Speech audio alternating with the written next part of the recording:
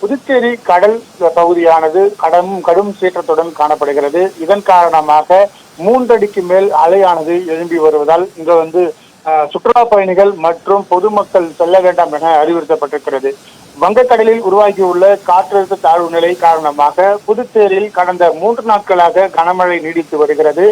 இந்த நிலையில் இரவு முழுவதும் கனமழையானது விட்டுவிட்டு பெய்து வருவதன் காரணமாக பல்வேறு பகுதிகளில் மழைநீரானது சூழ்ந்து கடும் சிரமத்திற்கு உள்ளாகி வருகிறார்கள்.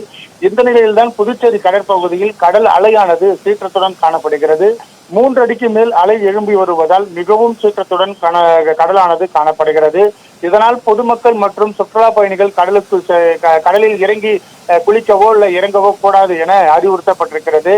மேலும் தமிழக கடலோர பகுதிகளில் மன்னார் வளைகுடா மற்றும் குமரிக்கடல் பகுதிகளில் சூறாவளி காற்றுடன் மணிக்கு 40 முதல் 50 கிலோமீட்டர் வேகத்திலும் இடையிடையே 60 கிலோமீட்டர் வேகத்திலும் வீசக்கூடும் என்பதால் ஆழ்கடலுக்கு செல்லக்கூடிய விசைப்படகு மீனவர்கள் உடனடியாக கரைக்கு திரும்ப வேண்டும் என புதுச்சேரி மீன்வளத்துறை இயக்குனர் ஏற்கனவே அறிவுறுத்தப்பட்டிருக்கிறது. இதன் காரணமாக தொடர்ச்சியாக புதுச்சேரியில் அவ்வப்போது கனமழையானது பெய்து வருகிறது. இதற்காக பள்ளி கல்லூரிகள் விடுமுறையும் விடப்பட்டிருக்கிற சூழ்நிலையில் கடல் சீற்றமானது புதுச்சேரியில் அதிக அளவில் இருக்கிறது. 3 அடிக்கு மேல் கடல் அலையானது ஏற்பட்டிருக்கக்கூடிய நிலையில பொதுமக்கள் மற்றும் சுற்றுலா பயணிகள் கடலுக்குள் இறங்க வேண்டாம் என்றும் குளிக்கவோ இல்லை கடலில் இறங்கி விளையாடவோ தடை விதிக்கப்பட்டிருக்கிறது.